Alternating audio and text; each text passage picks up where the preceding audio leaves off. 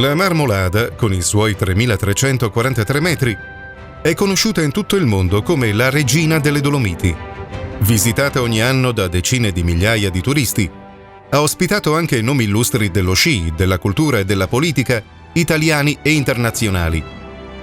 Ma uno dei momenti più emozionanti cui è stata teatro la Marmolada è sicuramente la visita di Papa Giovanni Paolo II nell'agosto 1979. Accolto l'invito del vescovo della diocesi di Belluno Feltre, Maffeo Giovanni Ducoli, Papa Giovanni Paolo II, Karol Wojtyła, ha voluto visitare questi luoghi ad un anno dalla scomparsa del suo predecessore, Giovanni Paolo I, nato e cresciuto poco lontano da qui, nel piccolo paese di Canale d'Agordo.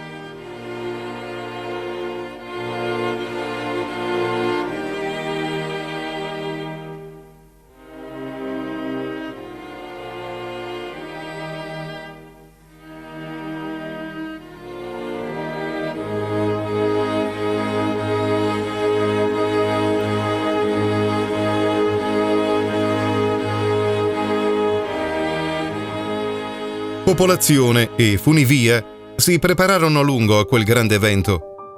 Furono preparate apposite strutture, realizzate opere d'arte e abbellimenti floreali per accogliere al meglio il Papa polacco. L'entusiasmo era grande, almeno quanto la devozione di questa popolazione.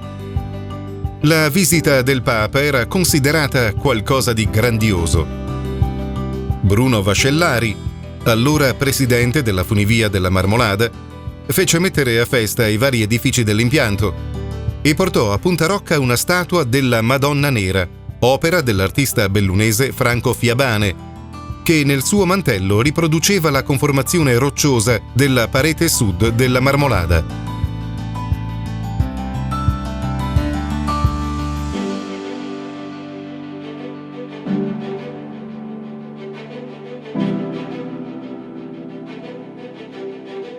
Oltre a quella statua, ancora oggi conservata nella grotta della Madonna a Punta Rocca, furono realizzate altre sculture da un artista rocchesano e dal suo team di artigiani.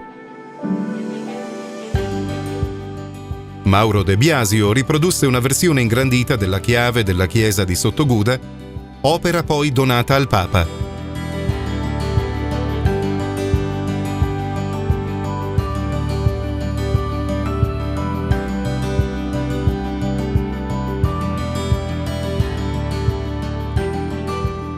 L'occhio di Dio, invece, si può ancora ammirare all'entrata del campeggio, poco sotto la stazione di partenza della funivia a Malgacciapela.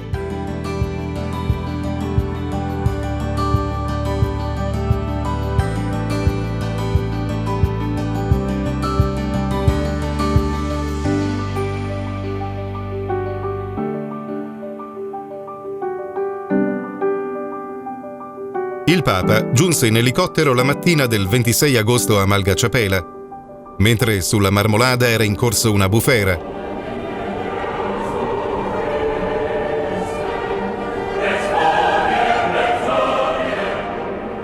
Giovanni Paolo II però non si scompose. Quando gli fu chiesto se volesse rinunciare, lui rispose: «Salvi i limiti di sicurezza, si conservi il programma stabilito».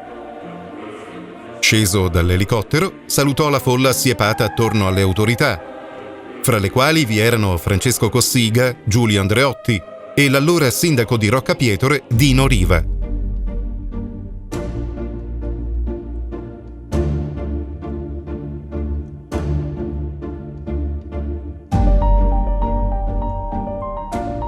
Il Papa benedì i bambini che lo avevano atteso sotto la pioggia.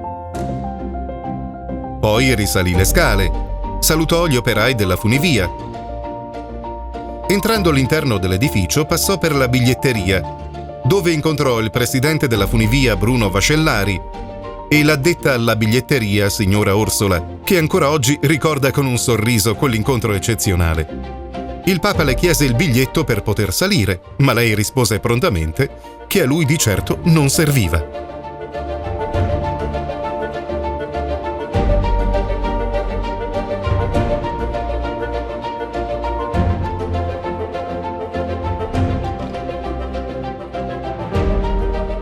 Il Papa risalì poi le varie stazioni.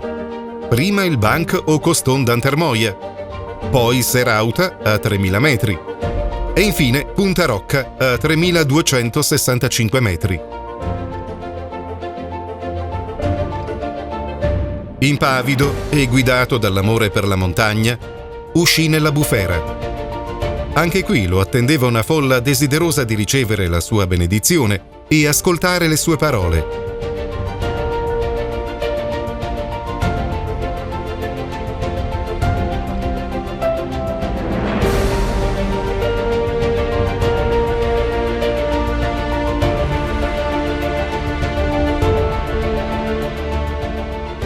Giovanni Paolo II consacrò la statua della Madonna e poi pronunciò quell'Angelus che ancora oggi molti portano nel cuore. Levavi oculos meos in montes. Alzo gli occhi verso i monti.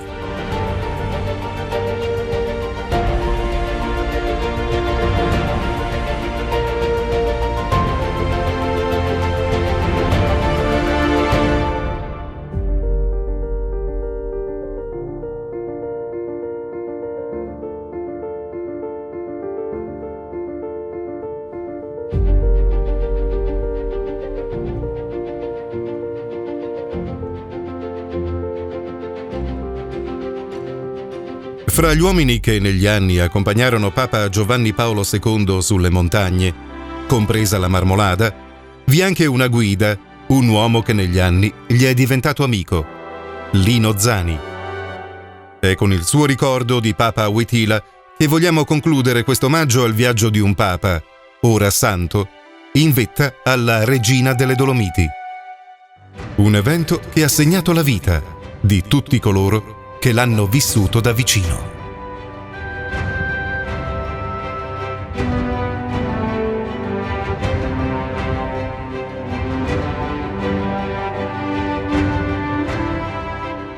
Questo è un posto veramente dove trovi la pace. Siamo tornati qui, siamo tornati dove è stato Giovanni Paolo II. Questa è una giornata dove nevicava, dove c'era la neve, dove c'era una bufera, addirittura ad agosto. E lui mi ha sempre insegnato quanto è bella la montagna e quanto trovi sulla montagna. E ho voluto proprio portarti in questo posto per farti capire questo oggi. I valori della montagna, i valori belli che solo quando uno arriva qua su riesce ad avere, a trovare. Quindi oggi siamo qui in questa grotta, con questa Madonna voluta, dedicata proprio a lui, la Madonna Nera. Io penso che lui mi abbia insegnato tanto quando andavamo insieme sulle montagne, il voler stare insieme, il voler ridere, la famiglia, il sapere rispettare la natura, soprattutto imparare a pregare.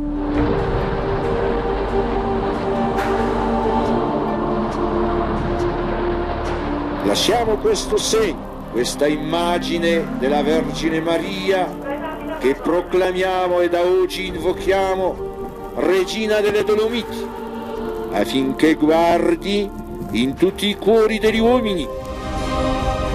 Alzo gli occhi verso i monti, da dove mi verrà l'aiuto.